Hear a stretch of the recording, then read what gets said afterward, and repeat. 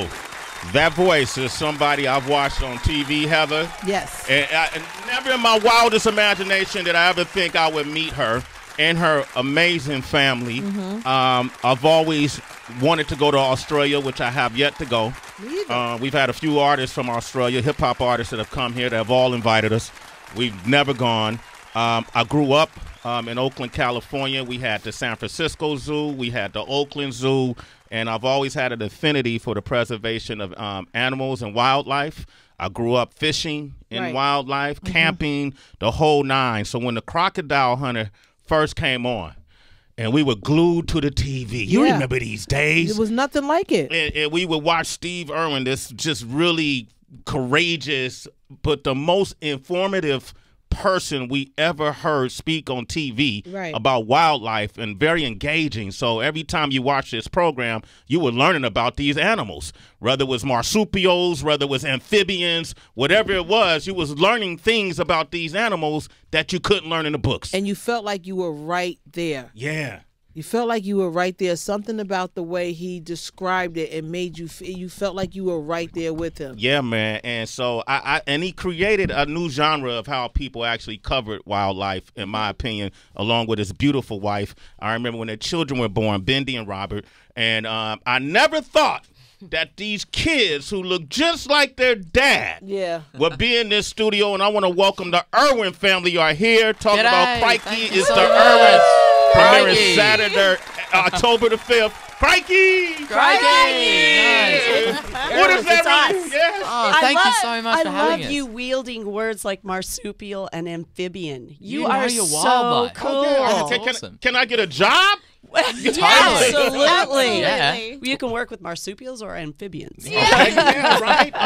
Well, I really did grow up. I studied dinosaurs as a youth as well. And growing up in Oakland, my grandparents used to take us fishing a lot outside of Oakland, California. I don't know if y'all know where Oakland is. Yeah. Home of the Raiders. Yeah. Okay. The Warriors. Go to say Warriors. And so, and even in school, we would study animals, but we didn't grow up in an environment like you guys have been able to grow up in an environment. And a lot of times when I talk about animals, people are like, why is this so important to you? You know, we told a story recently about how billions of birds have now died in recent years in the Northern Americas, and that's indication that they can't survive in this climate. You know, so it's indicators that something wrong is happening with the planet.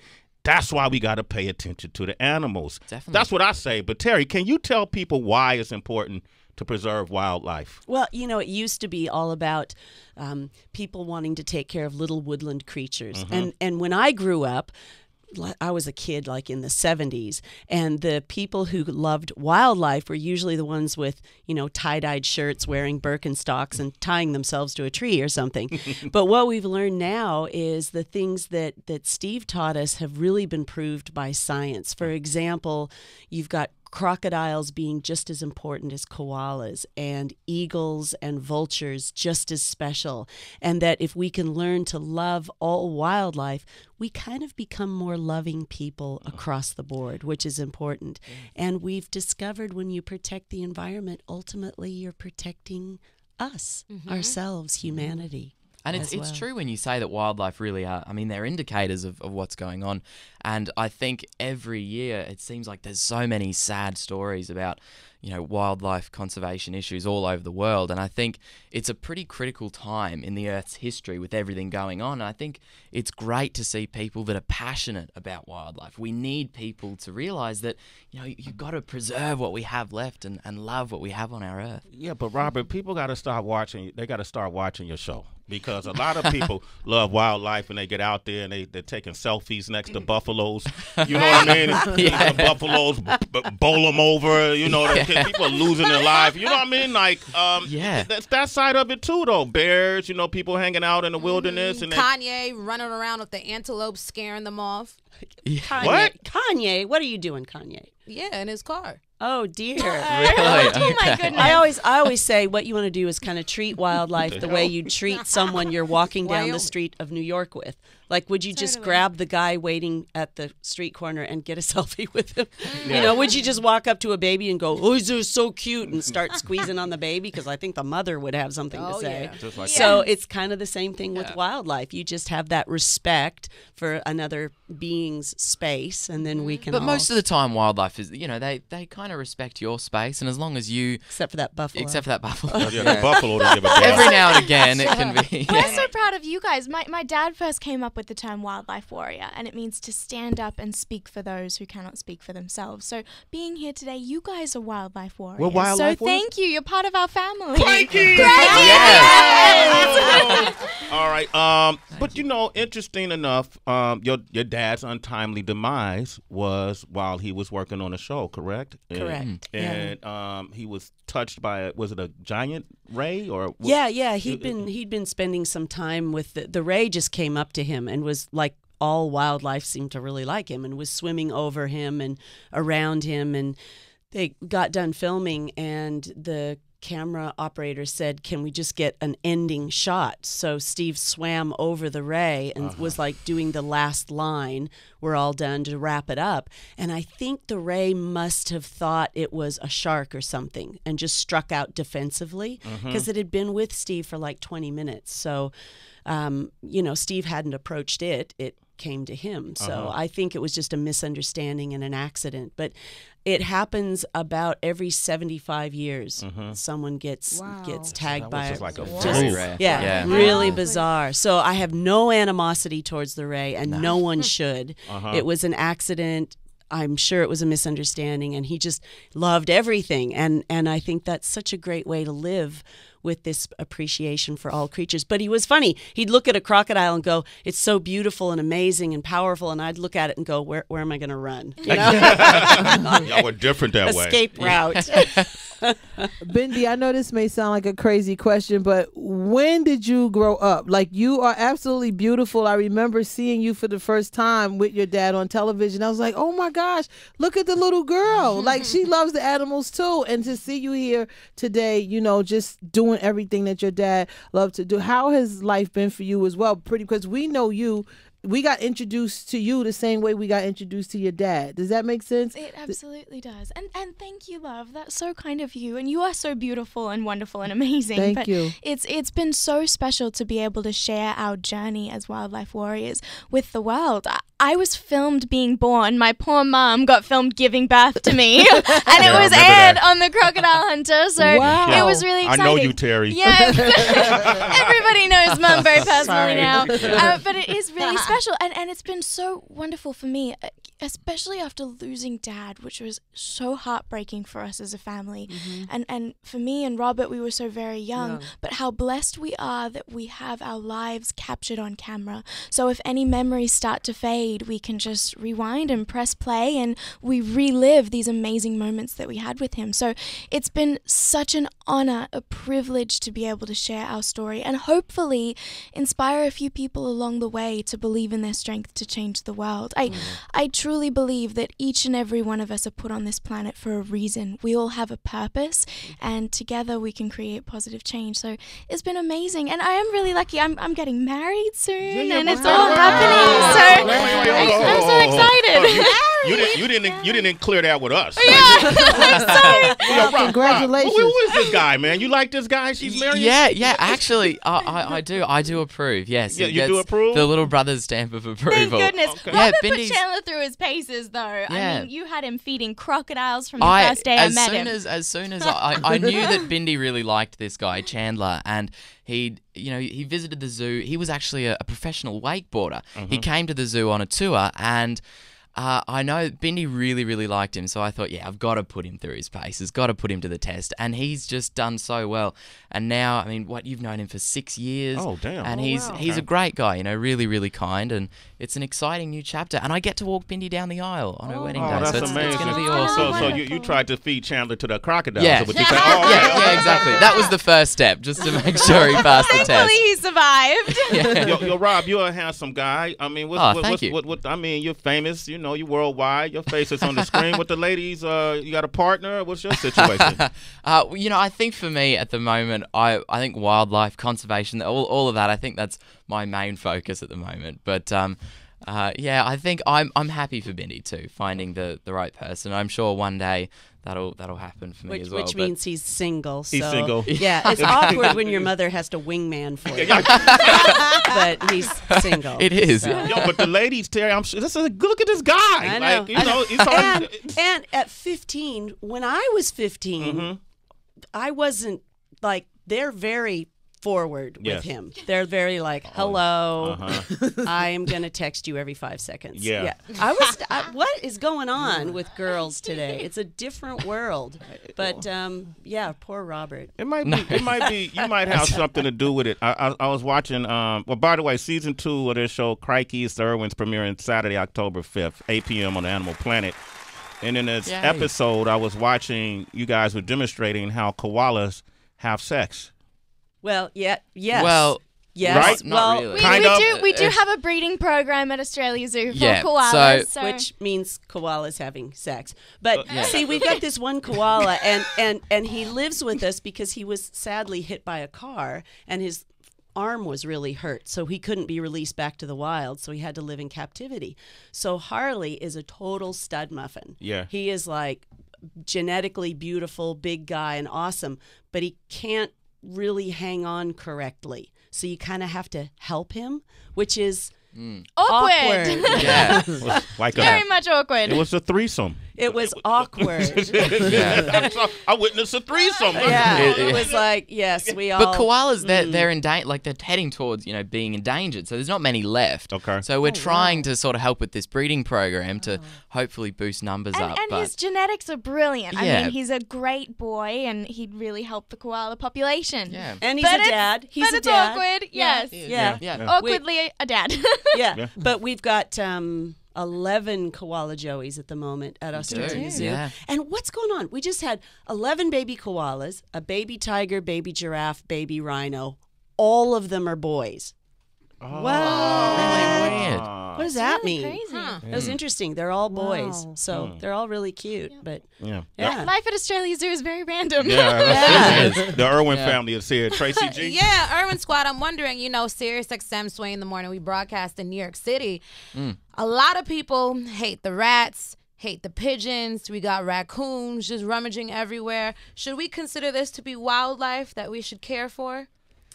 well, I think every living being is a living being. So Robert and I were walking through Central Park, and we did see our first rat. And I said, oh my gosh, I think that's Pizza Rat. And we he's were like, stuck. Do you remember Pizza Rat? Well, you know, You Pizza do? Rat. Yeah. Unfortunately. So Pizza Rat sort of made rats cool. And I thought it was pretty cool. Yeah, and it is funny watching people duck and scream when pigeons fly by. That's kind of entertaining. Wow. And the raccoons do sort of belong here. And they're all fat. Fat. Yeah. They are They're so well fed. cute and squishy. They're like cool. plush toys trying to walk around. But this is what I love about this city is that you've still got natural spaces here. Like, it is a really big city. It's really busy, but you've still got Central Park. You've still got all these little areas that are, really nice spots that you do see wildlife. So that's nice. And all the peregrine falcons and all these cool birds that you have. So I think it is important, to have wildlife around, and it makes you feel better, I think. But it is true that there are a lot of rats, definitely. But they have their place. I suppose. Do they? Eating leftover pizza. Pizza Rat. Yeah, but I you've worked with crocodiles, right? Yes. Did you try to approach one of those rats? Yeah, well, I didn't actually. No, give me a crocodile any day. Any day? Yeah, the rats are tough in New York. The rats, yeah, they're dangerous. give you a run. Watch They out. smoke. Yeah. They're like, hello. Yeah. Watch out. The Irwin family's here. They're really tough. They trying to go back to the Australia. That zoo you guys have look like a luxury zoo for animals. Right. Like It is. if I was an animal, I would want to be there. We do. We do have animals that spectacular. break in. It's pretty Yeah. funny. We do, and we actually do. Animals Yeah, all wild like animals that flock try to into get in. Australia Zoo. Yeah. We have beautiful areas for our birds, and everything that's Wow. outside of the zoo comes in because it's so beautiful and lovely. Someone once described it as like a resort for wildlife, and Yeah. I think that's what we really want to achieve. We always put our animals first. So do you go to other zoos and like this zoo is trash? Critique Like do you see? Well, I think there's definitely some places that zoos aren't Up for to whatever date? reason. Yeah. Okay. But I think zoos these days are really becoming not just a showcase of wildlife, but more so a place for conservation and to really promote that message. Mm-hmm. And like for us at our place, we try to give back to pretty much every animal that we have in captivity. We actually have a breeding program or a conservation program for them in the wild so that you can sort of give back to them. And I think, a zoo is really a place for conservation, I think, these days. And I think zoos need to definitely come further and sort of step into the step future. the game up. Yeah. And so I think we can all work together to achieve that, definitely. Yeah, we run a wildlife hospital at Australia Zoo, and we take wildlife in and treat it and release it back again. And since 2004, we've treated over 86,000 animals. Give them a which is round of applause. It's pretty cool. I'm gonna It's be pretty special. honest. I stopped going to zoos. I took my daughter to the Bronx Zoo when she was 4 or 5 years of age, and I saw it differently because I can't think of which animal it was. I saw pacing back and forth in the cage, and that animal looked stressed the hell out, right? Looked traumatized. And so I start seeing zoos more like animal prisons a little bit than anything else. Initially, I thought, okay, they're here to help, but when it's just this animal on display and they got these small-ass areas that aren't natural, I mean, how do you justify that, though? Well, it's tough being a city zoo. So these older zoos, I think Philadelphia Yeah. Zoo was the first zoo in the country. So we're really lucky. We've got nearly 1,000 acres. So we've got over 100 acres open to visitors. But then, like, the rhinos behind the scene have 30 acres just to play on. Like, we have Okay. to mow the grass. They can't eat it all. And we've got places, like, all the animals come out to play. So we take the tigers out for walks, and they swim in the ponds and climb the trees, and you really need to give an animal the kind of day that you would like. And so for us in Australia, we're really lucky because we're hands-on with everything. So when you guys come visit, Okay. you can Yes, hug which you have to do. the koalas, and what's really fun is put a carrot in your mouth and the giraffe comes up and just takes it out of your mouth, and you get a amazing. giraffe Sexy. experience and a kiss. Yeah, Wow. all It's at the perfect. It's so That fun. is so not so gonna you happen. might go into the gift shop and there's a wombat, and they love experiences like we do. And I think that's so important, is to treat wildlife the way you'd like to be treated in a captive situation. Wow. And if their eyes are alive, you're doing the right thing. You got to make sure they're happy. Can animals have STDs?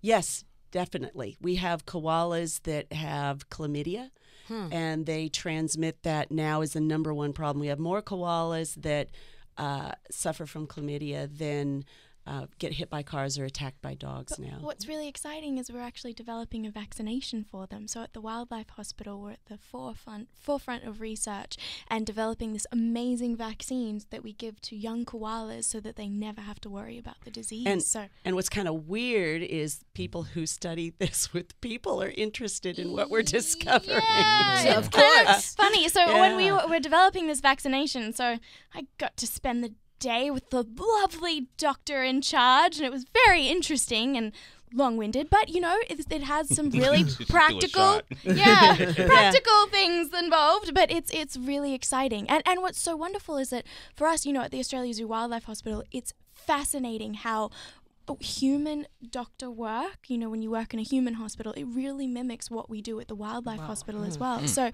you can see that reflection, and it's fascinating. So do will koalas have to wear? Are there koala condoms to stop the spread? Yeah, or well, no? they're just not responsible. So Oh, okay. they're just, you know, Yeah, there's no point. But we Okay. do have Russell Crowe did name a special ward after John Oliver. Okay. We do have the John Oliver Koala Chlamydia Ward. We do. And so John was very proud. His name's on the wall. He's an official wildlife warrior. Yeah, now, too. there you yes, go. like it or not, that happened. And so we're really proud of what we're doing to treat wildlife, whether they're sick or injured or orphaned, and it's very important to make sure to protect them. Okay, I got people on the lines right now. The Irwin family is here, 888-742-3345. I got to ask you, has it, since Steve's passing, how has that changed your approach or your behavior towards wild animals? Are you a little more cautious when you approach them now? Do you think 3 times instead of twice? I think like when you're working with wildlife, it doesn't matter what animal it is. Every animal's different, and you always have to kind of have that respect for whatever you're dealing with, especially when it comes to like crocodiles, which are my favorite. And I found from a really young age, you sort of learn. It's almost like road rules. You learn the rules to work with wildlife and how to stay safe. And really, it's as long as you're following those rules and it's all on the animal's terms, there's really not that much to worry about. And of course, you got to be careful and you have to think about what you're doing. But I've found that for me personally, I think it's, I can pretty much just jump in and enjoy what I'm doing. But I think for me, it really feels like I get to continue Dad's work and his legacy. And what happened so many years ago was such a fluke accident. Yeah. I don't really think of it as like, oh, this is something to worry about, but more so that I sort of want to continue that message that he had. Yeah. But I love what your dad used to say. He'd say, I love crocodiles because I know they're going to try to kill me. Yep. And he said, They're predictable. He said, sometimes people pretend to be your friend first. Before they kill you. Wow. So Damn. people are less predictable, you know? It's interesting. The New York traffic is way more dangerous Yeah, than we always crocodiles. say, because we have a wonderful rescue unit, so we go out every day and help rescue sick, injured, orphaned animals. And the crazy thing is that the most dangerous part of a wildlife rescue is driving to the rescue site. Yeah. So it's getting in the car and driving there. That's the most dangerous part of our day. It's not the animal itself, which is fascinating. So I think we're always trying to change people's opinion, because if you learn more about animals, you don't have to have this desire to go up and cuddle them. But if you can respect them from a safe distance and understand them, then you're more likely to have less fear in your heart, and you get along a lot better. So it's interesting, something to think about. Well, the Irwin family is here. Crikey is the Irwins. Saturday, October 5th at 8 p.m. We got John on Animal Planet. John from New York is on the line. John, Hey, John. good morning. Hey, John. Hey, I like what y'all doing. Shout out actually from Australia, Daniel Ricciardo. He should have stayed in Red Bull instead of moving to Renault. But, I love the show. You guys are the next best thing next to David Attenborough, with Planet Earth, and I'm glad that you guys are like 20 years in or whatever and are still going strong. I remember watching you guys as a little youth. And now I'm a grown-ass man, and I still enjoy you guys. So That's awesome. Big shout-out to y'all, and I love it. And tell Sway, change the hyena. That's not a hyena. That's a wolf, Sway. That's a wolf. Yeah. Hey, John, I think we've all realized that. We've been playing that effect. Use your imagination. All right, John, you're a citizen, man. Sway in the morning. Okay, hyenas don't make those kind of noises. All right, thank you so Aiden, much. good morning in Toronto. Aiden, good morning. Hey, Aiden. Good morning. How are you? Doing great. Say hello to Irwin family. G'day. Good morning. Hello. Love you all. Thank thanks you. for everything you do.